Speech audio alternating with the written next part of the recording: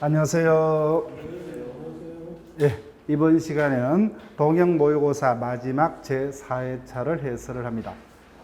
자, 일단 본격적으로 해설을 하기 전에 이제는 시험이 정말 며칠 남지 아니었습니다. 그래서 합격을 위해서 우리가 최근에 동형 모의고사를 4차례 그리고 전과목 모의고사를 한 차례 연습을 했습니다. 이때 연습 과정에서 민법 총칙은 실전과 비슷한 수준일 겁니다. 실전에서도 우리가 다뤘던 이와 같은 수준 하에서 출제가 될 겁니다.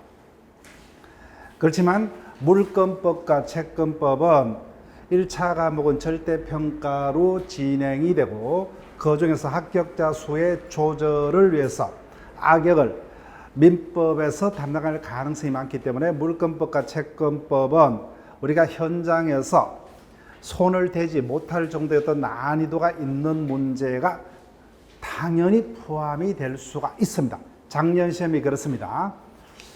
자, 그렇지만 우리가 동형 모의고사라든지 모의고사에서는 그와 같은 문제는 의미가 없죠. 그죠? 그와 같은 문제는 의미가 없기 때문에 조금 어렵지만 우리가 충분히 외워서 남은 기간 동안 현장에서 그 문제가 출제된다면은 맞출 수 있는 그와 같은 수준 하에서 문제를 올렸기 때문에 현장에서는 체감 난이도는 물권법과 채권법이 우리가 지금까지 연습했던 동형 모의고사라든지 모의고사 수준보다도 어려운 어떤 느낌이 물권법, 채권법이 충분히 있을 수가 있습니다. 그게 가능하고 그게 현실일 겁니다.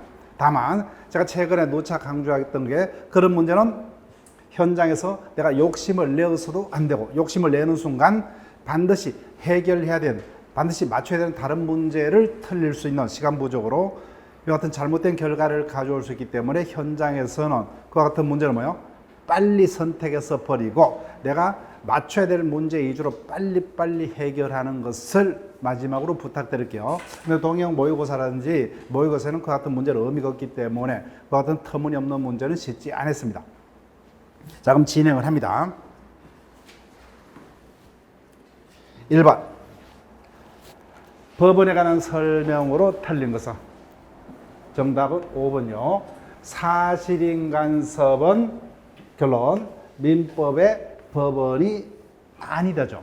민법의 법원이 되는 것은 간섭법이죠. 그죠? 간섭법이 민법의 법원일 뿐 사실인 간섭은 법이 아니기 때문에 법률 행위의 해석의 하나의 기준일 뿐 그죠? 예.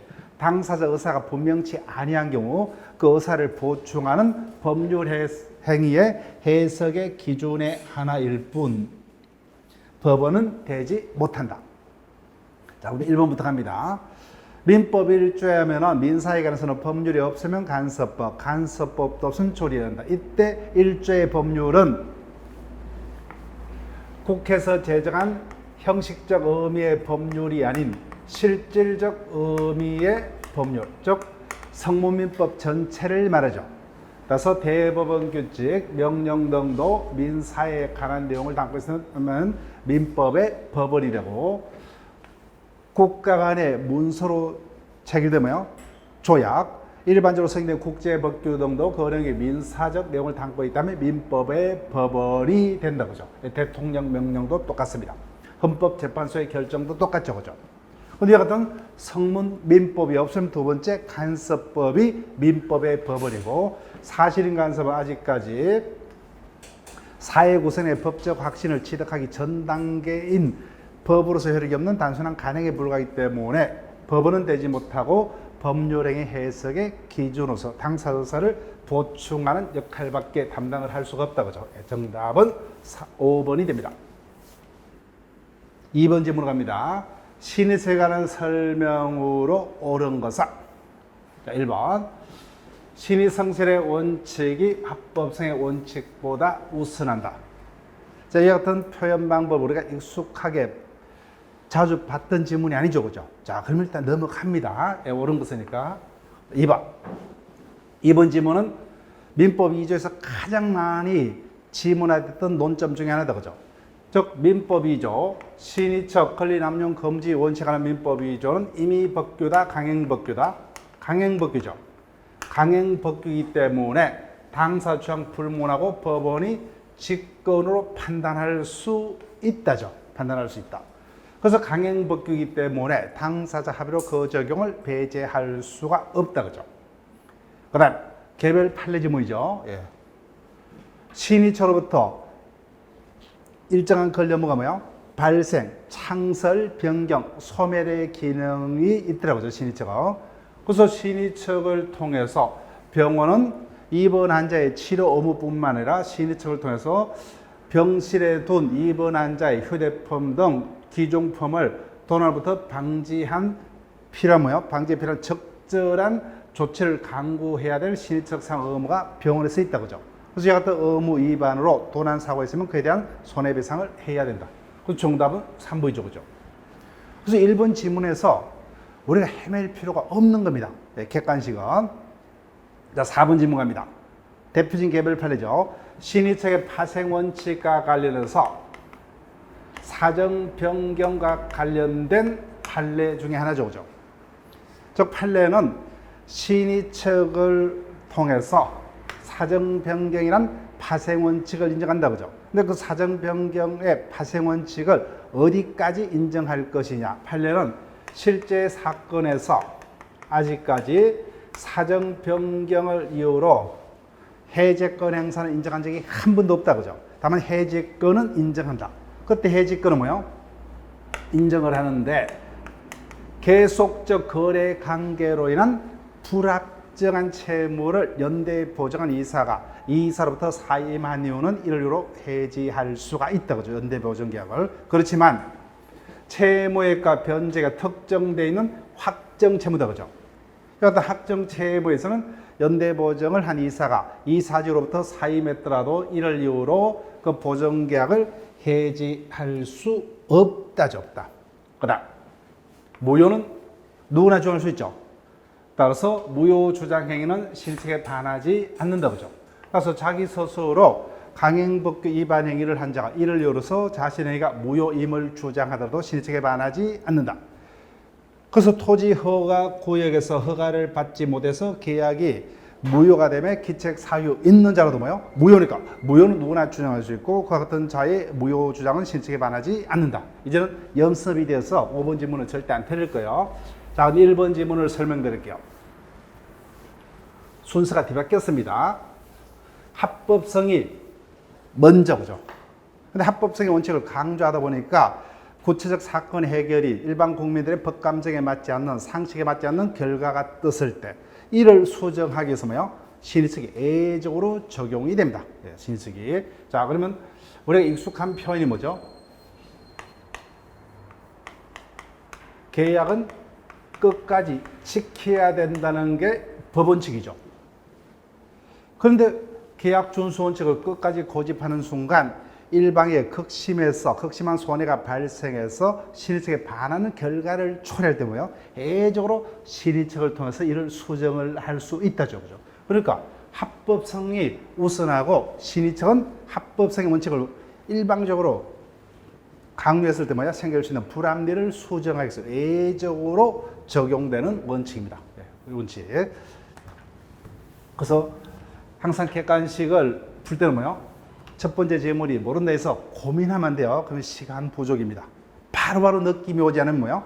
바로 패스. 극단적으로 이야기하면 뭐예요? 5개 질문 중 뭐만 알면 돼요? 답이 되는 하나의 질문만 알면 됩니다. 그래서 너무 고민하지 마시고 바로바로 그냥 선택을 하셔가지고 문제를 푸는 습관을 기르시고. 자, 3번 질문으로 갑니다.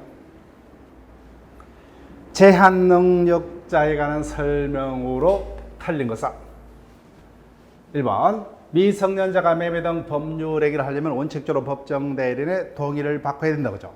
그렇지만 미성년자일지라도 권리만 얻거나 의무만을 면한 행위는 단독으로 유효하게 할 수 있다죠. 네. 그 다음 8조죠. 미성년자일지라도 법정 대리인으로부터 허락을 얻은 특정한 영업에 관해서는 성년자와 동일한 능력이 있다. 그죠? 따라서 아예 영업과 관련된 일체행위, 직간접적 모든 행위는 단독으로 유효하게 할 수 있다. 다만 법정 대리인은 허락한 영업을 뭐야? 언제든지 그 허락을 취소할 수 있다. 그죠? 언제든지 영업의 허락을 취소할 수 있다. 다만 거래 안전에서 그 취소로서 선의의 제3자에게는 대항하지 못한다죠. 대항하지 못한다. 그래서 정답 3번입니다. 그 다음 4번 상대방이 계약 당시에 행위자가 제한 능력자임을 알았다. 그죠? 그든 철회하지 못한다. 맞죠? 그죠? 따라서 철회권은 선의자만 행사를 할 수가 있다. 그 다음 4번 5번요. 상대방의 보호와 관련해서 상대방은 제한 능력자의 행위에 대해서 제한 능력자 측에 대해서 1개월 이상의 유효기간을 정해서 초인입 확답을 최고할 수 있죠. 근데 문제는 최고는 누구에게만 최고할 수 있다?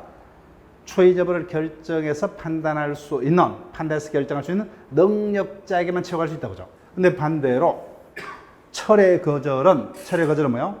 상대방이 제한 능력자의 계약을 자기가 적극적으로 철회, 또는 뭐예요? 제한 능력자의 단독 계약을 상대방이 거절하기 때문에 철회 거절의 의사표시는 법정 대리인뿐만 아니라 뭐예요? 제한 능력자에게도 그죠. 제한 능력자에게도 철회 거절의 의사표시를 할 수 있다. 그 특징적인 모습을 기억을 하시면 되죠. 예, 정답은 3번이 됩니다.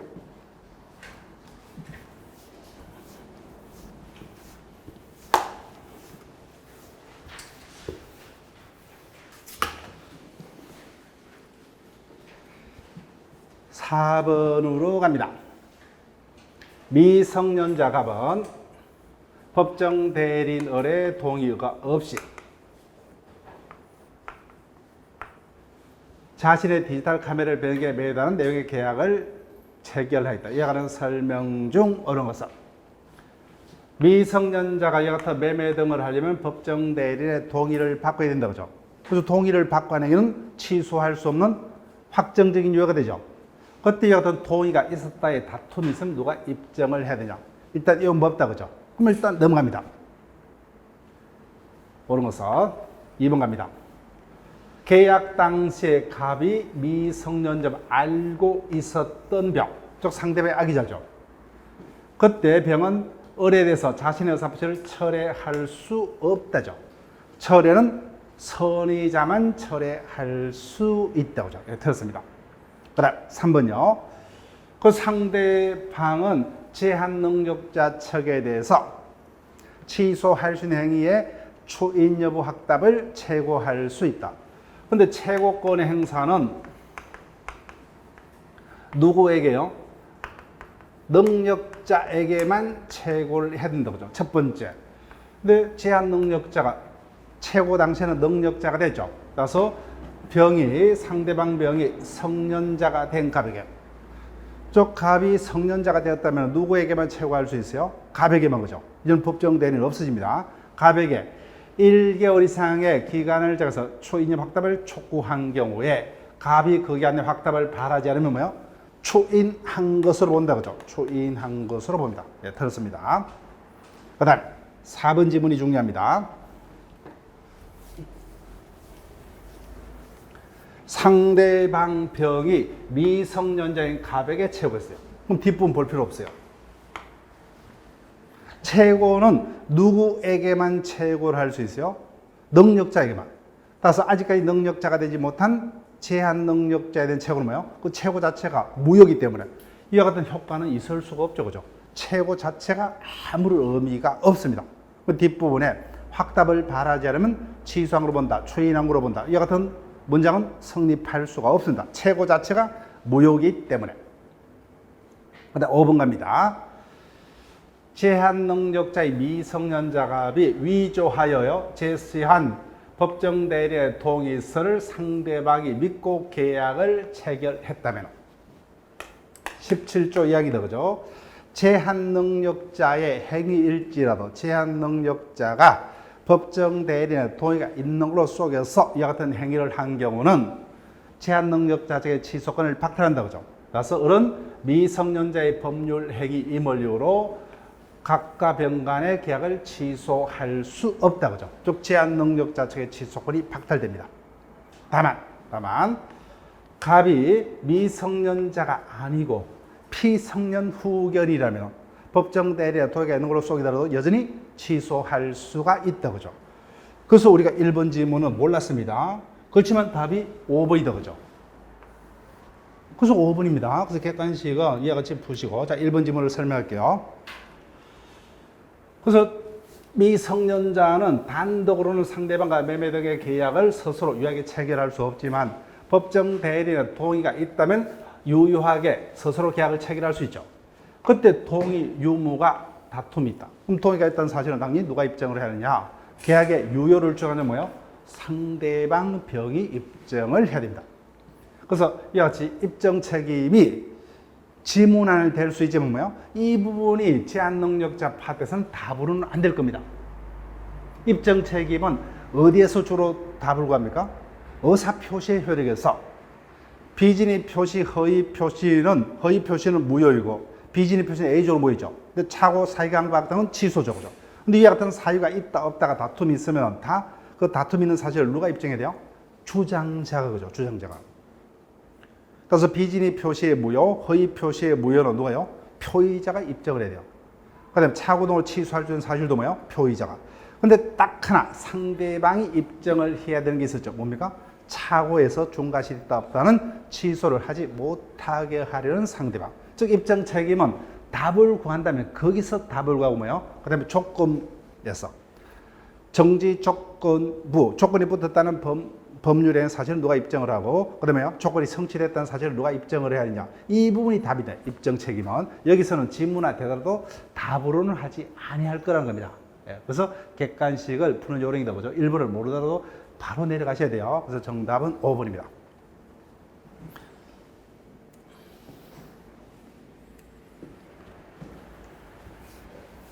5번 문제로 갑니다. 부재자 재산 관리에 관한 설명으로 틀린 것은 1번 법원은 선임한 재산 관리인에 대해서 부재자의 재산으로 상당 보수를 지급할 수 있다. 맞죠? 예, 법 전문 그대로입니다. 그 다음 2번 부재자에게 재산 관리인이 없다. 그때 이해관계인 또는 검사의 청구가 있으면 이때 이해관계인은 법률상의 이해관계, 상속인, 채권자, 배우자 등이죠. 그죠? 채권자도 이해관계인에 포함됩니다. 올 필요 없죠. 그죠? 그래서 이와 같은 이해관계인의 청구가 있으면 법원은 부재자 재산 관리에 필요한 처분을 명하여야 한다. 맞죠? 그죠? 예, 하여야 한다. 그 다음, 답은 쉽게 떴습니다. 법원이 선임한 재산 관리인과 달리, 부재자가 선임한 재산 관리인과 달리 법원이 선임한 재산 관리는 관리할 재산 목록을 작성할 필요가 없다가 아니라 뭐야? 관리할 재산 목록을 작성할 의무가 있죠. 그죠? 예, 의무가 있다. 그 다음 4번 부재자가 재산 관리인을 정한 경우 그때는 원칙 국가는 관여하지 아니한다. 다만 여하튼 애적 사유 중에 어느 하나. 그죠? 부재자의 생사가 분명치 아니한 데는 법원은 이해관계 또는 검사 등의 청구가 있으면은 재산관리인을 개임할 수도 있다. 그죠? 따라서 개임하여야 한다가 아니기 때문에 그대로 유임한 채 감독만 할 수도 있죠. 다만 유임이 됐다 할지라도 뭐야? 지금까지는 법원의 관여를 받지 않는 임의 대리인의 신분이었지만 이제는 법원의 관여를 받는 법정 대리인의 신분으로 바뀌었기 때문에 처분행위 등을 하려면 이제는 법원의 허가를 받아야 한다. 그죠? 그 다음에 법조문 그대로입니다. 법원은 그 선임한 재산관리인으로 하여금 재산관리비 반환에 필요해서 상당 범위에서 담보를 제공하게 할 수 있다. 네. 6번으로 갑니다. 법인에 관한 문제입니다. 갑이 자신의 재산을 출연하여 을법인을 설립하는 경우에 관한 설명으로 옳은 것은 1번은 법정 문제요. 유언입니다. 47조 문제요. 재단법인을 설립하는 방법은 생전처분으로 설립할 수도 있고 뭐요? 유언으로 설립할 수도 있죠. 그때 아무런 의무도 없이 무상으로 법인에 대해서 자신의 재산을 출연한다. 그죠? 생전처분의 경우는 정리하고 똑같죠. 정리에 관한 규정을 준용하고 유언으로 설립할 때는 뭐요? 유정에 관한 규정을 준용을 한다. 그죠? 예, 조문입니다. 틀렸어요. 그 다음 2번 주의할게요. 그래서 당연히 재산을 출연한데 그 출연 재산의 기속식입니다.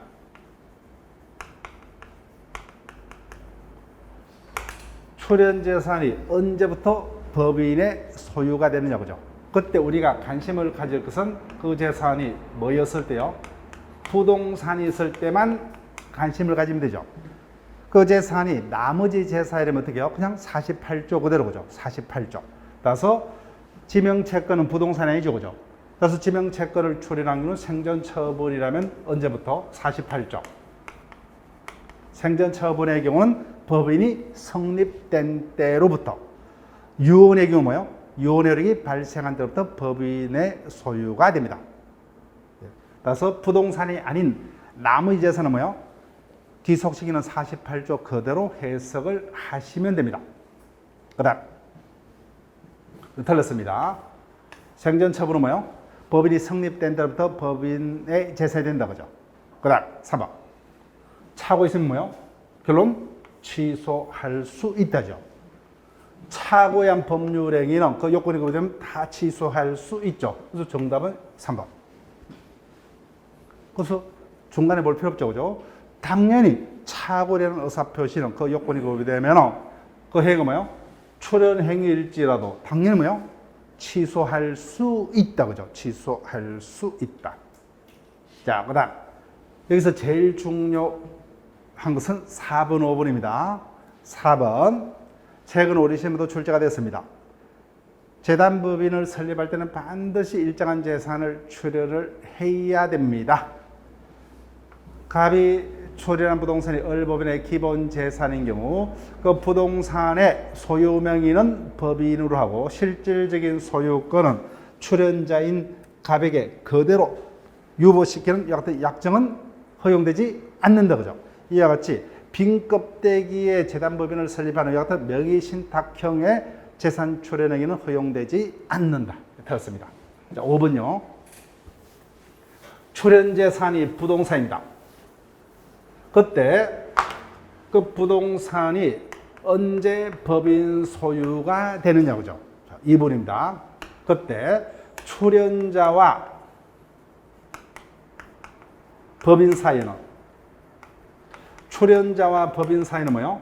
그때는 자기들끼리 문제이기 때문에 등기할 필요 없죠. 등기할 필요 없이 48조가 정하는 시기에. 그런데 제3자에 대한 관계에서는 제3자는 여튼 법인과 출연자 사이에 여튼 약속이 있는지 알지 못한다. 그죠? 그럼 제3자에 대한 관계에서는 법이 종국적으로 해당 부동산의 소유권을 취득하려면 어떻게 돼요? 법인 앞으로 이전 등기까지 해야만 합니다. 그래서 5번 질문이 아직까지 우리 시험에 출제 안 됐어요. 출제될 수가 있습니다. 누구냐는 거예요. 병이 누굽니까? 출연자인 갑을 상속하죠. 상속인입니다. 그럼 이자는 제3자입니까? 네 거로 간 게요? 출연자하고 네 거로 간 게요? 이자죠. 따라서 이자는 제3자가 아닙니다. 출연자를 상속한 상속인을. 따라서 상속인과 법인 사이에서는 뭐요? 등기할 필요가 있다 없다? 없다. 그냥 48조가 정한 시기야. 따라서 생전처분이니까 뭐요? 법인 앞으로 이전 등기할 필요도 없이 뭐요? 법인이 성립된 때부터 이미 그때부터 뭐요? 법인 소유가 됩니다. 그런데 그자가 상속인이 아닌 제3자라면 뭐요? 먼저 등기한 자가 소유권자가 됩니다. 이 부분 아직 우리 시험은 상속인 가지고 이렇게 출제한 바는 없어요. 누가 소유권자가 되느냐? 제3자라면 뭐요? 이전 등기까지 해야 되죠. 그럼 먼저 이전 등기를 법인이 먼저 이전 등기를 했다면 뭐요? 법인이 그 부동산의 소유자. 근데 제3자가 먼저 이전 등기를 받다면 제3자가 소유자 됩니다. 그런데 상속인은 제3자가 아니죠. 그죠? 등기할 필요 없죠. 그죠? 따라서 생전처분의 경우는 언제부터? 법인이 성립된 때로부터 법인 재산이 됩니다. 5번 지문을 주의하시고 답은 쉽게 출제됐다고 그죠? 당연히 차후 취소할 수 있다. 7번 문제로 갑니다. 법인에 관한 설명으로 옳은 것을 모두 고르면 법인과 이사익이 상반되는 경우 뭡니까? 그때는 특별대리죠. 그죠? 법인과 이사익이 상반되는 상황에 가서 선임되는 법인의 대표를 특별대리인. 임시 이사는 어떤 경우에요? 이사가 없거나 결혼이 있는 게 설명된다 그죠. 그다음 이사가 여러 명입니다. 그때 정간에 다른 교정이 없으면 법인의 사무집행은 과반수로 결정. 맞죠 그죠?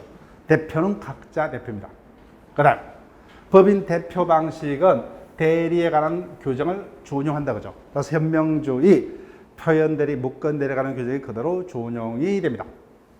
그다음 62조죠. 최근에 자주 받던 질문 중에 하나죠. 이 사안은 정관 또는 총회 결의로 금하지 아니한 사항에서 타인에게 뭐요? 특정한 행위만 대리케 할 수 있다 그죠. 포괄적 대리 수요 행위는 무효가 됩니다. 그래서 기억만 틀렸죠. 나머지는 다 맞다 그죠. 비법인 사단에 관한 문제로 갑니다. 8번 옳지 아니한 것은 최근에 우리 시험도 질문이 됐죠. 종중의 대표가 종중 명의로 타인 간의 금전 채무를 부담하는 행위, 다른 말로 뭐요? 보증하는 행위. 이와 같은 행위는 총유 재산에 대한 관리 처분 행위가 아니다 그죠. 총유 재산에 대한 관리 처분 행위가 아니므로 총회 결의를 거칠 필요가 없다죠.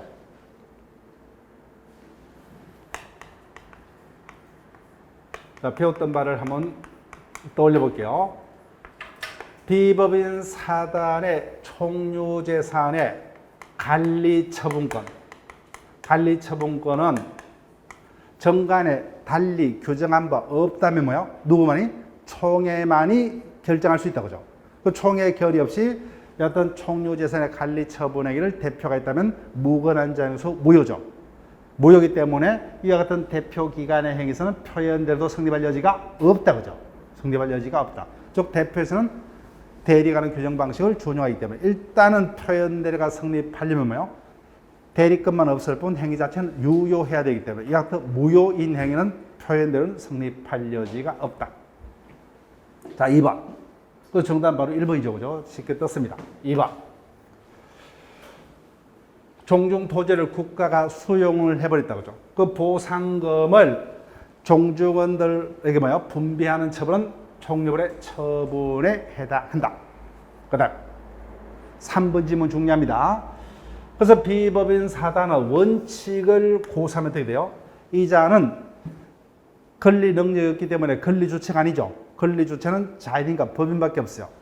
그래서 이자가 소송을 해야 된다고 그죠. 그럼 원칙만 고집하면은 사단 자체가 권리 주체가 아니기 때문에 그때는 남은 자가 그죠. 누굽니까? 사원들이 권리 주체죠. 그때 사원들 모두가 하나의 사단 단체를 구성하기 때문에 구성원 전부가 그죠. 구성원 전원이 공동으로 소송을 해야 됩니다. 근데 너무 불편하죠. 그죠? 그 불편하기 때문에 민사소송법에서 예외적으로 어떤 비법인 사단일지라도 대표자 내지 관리인이 있다면 뭐요? 그 자들이 총회 결의를 통해서 그 자들이 뭐요? 사단 명의로 직접 그죠? 사단 명의로 직접 원고 또는 피고로서 소송을 수행하는 방법을 민사소송법에서 예외적으로 인정하고 있다고 그죠? 그래서 비법인 사단은 소송의 수행 방법이 이 두 가지밖에 없어요. 대표자가 뭐요? 총회결을 통해서 대표자가 사단 이름으로 직접 원고 피고가 돼서 소송을 수행하거나 그때 소송은 뭐요? 대표자가 현실적으로 하지만 누구를 위해서 그죠? 사단을 대표해서 하는 겁니다. 사단 이름으로 소송을 하는 거예요. 아니면 뭐요? 전의 공동으로. 따라서 이 두 가지 방법밖에 없습니다. 따라서 아무리 대표자일지라도 뭐요? 총회 결의를 거쳤더라도 뭐요? 개인이 원고 피고가 돼서 뭐요? 소송은 할 수 없다. 그죠? 소송은 할 수 없다. 최근 시험 여러 번 출제가 됐습니다. 이 부분도 출제가 됐죠. 그래서 비법인 사단이 대외적으로 활동하다가 채무를 부담한다. 그죠? 그때 채무에 대해서는 사단 재산만이 책임을 지고 구성원은 개인 재산으로 책임을 지지 않는다. 그죠? 그 다음 5번. 이와 같은 비법인 사단에 대해서도 설립 등기를 전제로 한 사단법인에 관한 규정을 제외하고는 뭐요? 민법상 사단법인에 관한 모든 규정을 비법인 사단에도 그대로 유추 적용을 한다. 따라서 비법인 사단의 대표자가 직무에 관해서 타인에게 불법 행위를 한 경우 비법인 사단이 불법 행위 책임을 대표자 연대에서 부담한다. 그죠? 35조가 그대로 비법인 사단에도 유추 적용이 됩니다.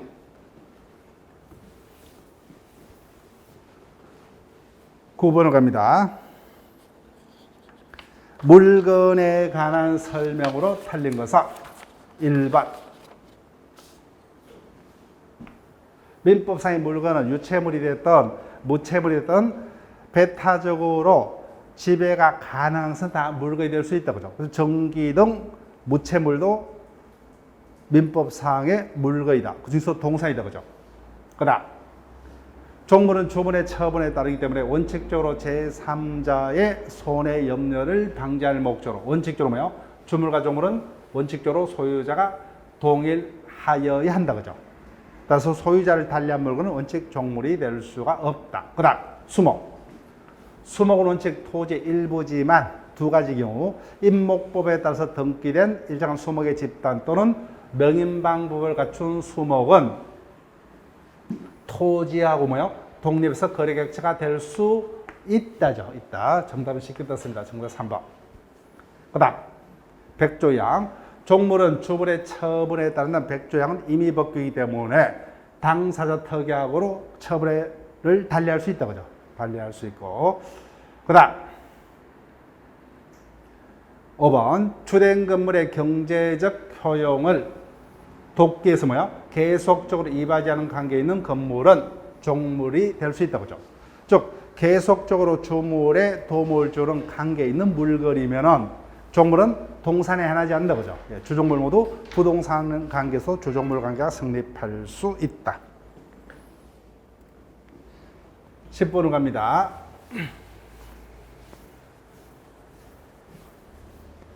주종물의 법리에 관한 설명 중 옳은 것은 1번. 주종물에서 가장 많이 봤던 거죠. 주물 자체의 효용에 직접 도움 주는 관계에 있는 물건만이 종물이 될 수 있죠. 그래서 아무리 주물의 소유자 등의 상용에 제공되고 있더라도 뭐요? 주물 자체와 직접 관계 없는 물건은 종물이 될 수 없다죠. 들었습니다. 그러나 2번. 채권 우리 시험에도 지문에 됐죠. 원본 채권이 양도되면 뭐요? 원칙적으로 장래에 발생할 이자 채권도 같이 양도가 되는 게 원칙이죠. 그런데 여기다 그죠? 이미 변제기에 도달한 이자 채권. 즉 앞으로 뭐요? 생길 이자 채권은 당연히 원본 채권과 운명을 같이 한 게 원칙이다. 다만 뭐요? 이미 원본 채권과 독립한 변제기에 도달한 이자 채권은 뭐요? 당사자의 별도의 다른 약정이 없는 한 원본 채권과 독립이죠. 따라서 원본 채권에 수반하지 않는다. 그죠? 예, 다릅니다. 그 다음 3번. 이와 같은 주종물에 관한 민법 규정은 권리상호에도 유추 적용된다. 그죠? 따라서 건물에 대한 저당권이 실행된 경우 주된 권리인 건물 소유권이 경락인에게 이전되면 뭐요? 그 건물 소유를 목적한 대지 이용권, 임차권, 지상권도 같이 이전이 된다. 그죠? 그렇습니다. 그 다음 4번. 아직까지 이 부분이 우리 시험에 출제 안 됐어요. 종물은 주물의 처분에 따른 100조 이하의 적용 범위와 관련하여 권리자가 해당 권리를 취득하기 전에 점유까지 있어야 하는 경우 거기에 신경스럽게 두 가지다. 그죠? 시효 취득과 질권 두 가지를 생각하시면 되죠. 따라서 주물만 소유해서 일정 기간 동안 평공약 계속해서 점유 사용했다. 근데 종물은 점유 사용한 바도 없다. 그러면 뭐요? 시효 취득은 어디까지만? 주물에만 시효 취득일 뿐 종물에는 시효 취득의 효과가 발생할 수 없다. 그죠? 네, 들었습니다. 그래서 정답은 마지막 5번이 되겠네요. 종물은 주물의 처분에 따른다. 그죠? 이때 처분의 종류는 불문한다. 그죠? 네, 물권적 처분이 됐든 채권적 처분이 됐든 압류 등 공법상의 처분이 됐든 처분의 종류는 불문한다. 그죠? 네, 정답 5번이 됩니다. 11번으로 갑니다.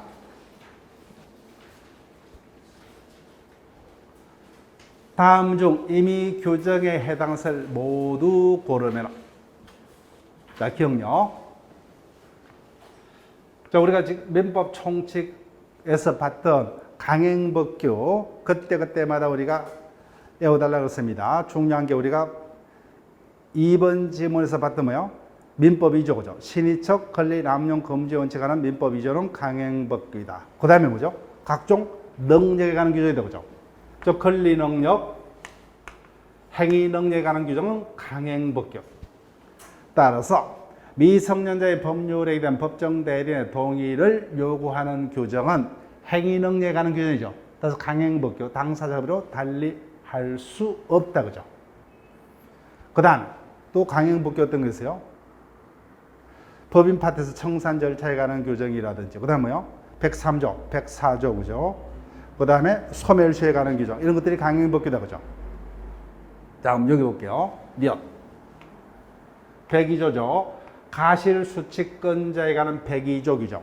그 다음에 일부 모에 관한 137조 규정은 강행법규가 아니면 뭐요? 임의법규다, 그죠? 임의법규. 즉 당사자별로 달리 정할 수 있다. 따라서 밑에 두 가지가 임의법규, 기억은 강행법규에 해당한다, 그죠?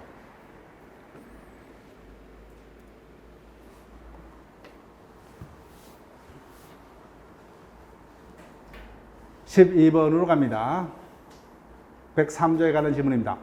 반사의 질서 법률의 효과에 관한 설명으로 틀린 것은 1번 도박 자금에 제공할 목적으로 금전을 대한 그 대차계약, 돈을 빌리고 빌리는 대차계약 자체는 윤리하고 상관없죠. 근데 그 동기가 뭐예요? 도박에 적을 목적. 근데 어떤 동기가, 불법 동기가 뭐예요? 표시되거나 알려지면 뭐예요? 그 법률 전체가 무효된다, 그죠? 그럼 그 대차계약은 103조 위반으로 무효입니다. 따라서 무효이기 때문에 이행자는 이행할 필요 없다. 근데 이행 후에는 뭐예요? 어떠한이도 반환 청구할 수 없다, 맞죠? 그죠? 어떠한이도 반환 청구할 수 없다. 그 다음 2번 103조 위반 행위는 무효죠. 무효는 누구든지, 그죠? 누구든지 주장할 이익이 있다면 누구든지 무효를 주장할 수 있다. 그 다음 3번 강박 동원할게요. 마지막 줄 반사의 질서 법률이 무효 아니다. 강박은 뭐예요? 강박일 뿐. 자, 보세요.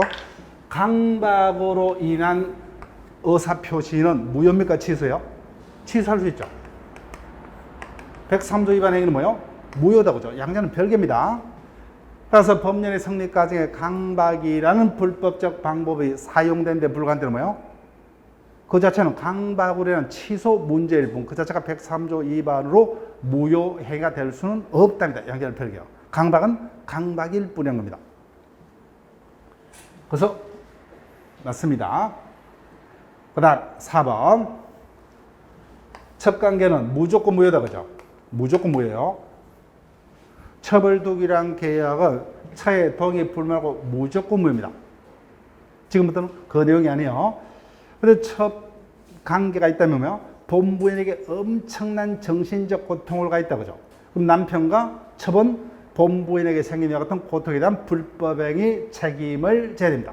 그런데 처가 이와 같은 행위를 용서를 해버렸다, 그죠? 이 부분은 불법행위에 대한 책임을 묻지 않겠다는 의미가 되기 때문에 손해배상은 청구하지 못한다는 겁니다. 그렇지만 첫 계약은 무조건 무효다, 그죠? 첫 계약은 무효지만 그에 대한 불법행위 손해배상 책임은 용서했기 때문에 구하지 못한다. 자, 그 다음 답은 쉽게 떴습니다. 그래서 103조 위반의 행위는 무효입니다.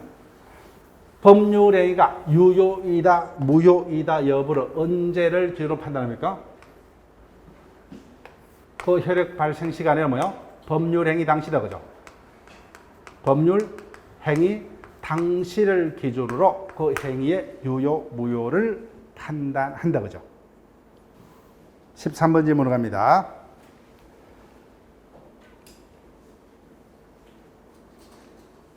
불공정 법률행위에 관한 설명으로 틀린 것은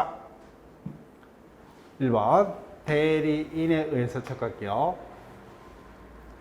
대리인의 행위가 무효 취소 사유가 있다, 그죠? 그 전부가 있다면은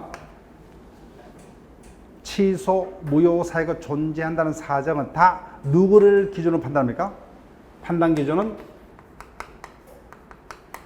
행위자인 대리인을 기준으로 보죠.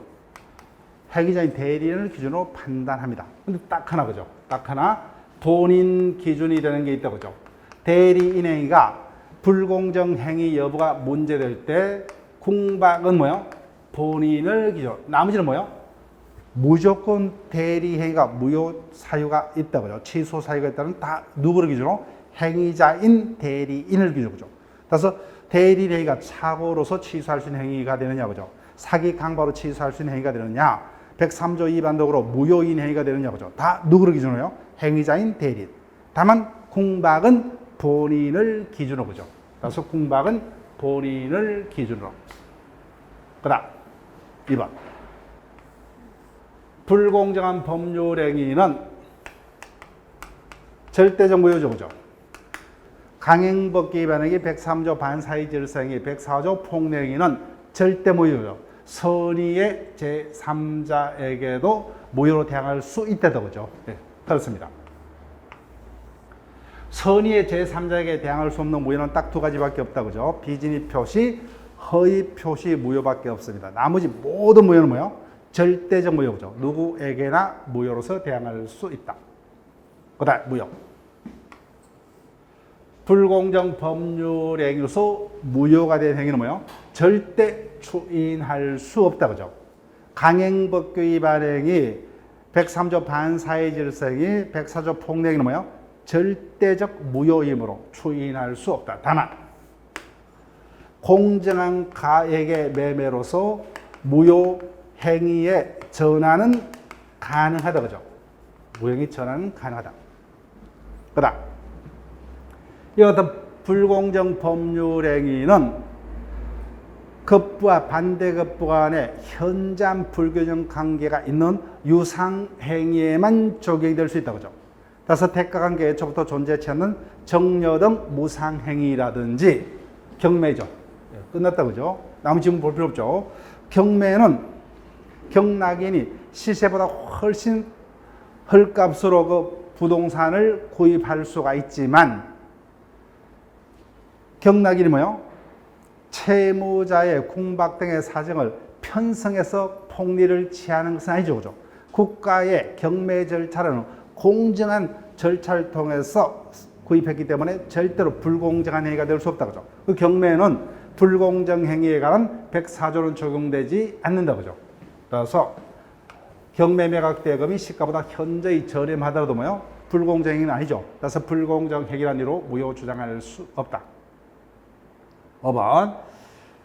매매계약이 103조 위반으로 불공정 행위로 무효이다. 그죠? 네, 절대적 무효입니다. 그때 103조와 달리 무효이기 때문에 이행전은 이행할 필요 없다. 다만 이행 후에는 103조 반사회 질서행위는 불법 원인 급여로서 어떠한 이유도 반환을 청구하지 못한다. 근데 폭력행위는 불법의 원인이 오로지 수익자에만 있으므로 폭리자는 반환을 청구하지 못하지만 피해자는 반환 청구할 수 있다. 그죠? 근데 당사자 사이에서 사전에 부재소 합의를 했다. 근데 이 같은 부재소 합의를 뭐예요? 유효라고 인정하는 순간 어떻게 돼요? 피해자는 반환을 청구할 수 있다가 104조 취이다. 그죠? 이와 같은 취지에 반하기 때문에 이와 같은 부재소 합의는 무효이다. 그죠? 이 부분도 아직까지 우리 시험에서는 본격적으로 답이 된 바는 없어요. 여기까지 기억을 부탁드릴게요. 자, 그럼 여기까지 일단 설명되고 잠시 쉬었다가 이어서 진행을 계속합니다.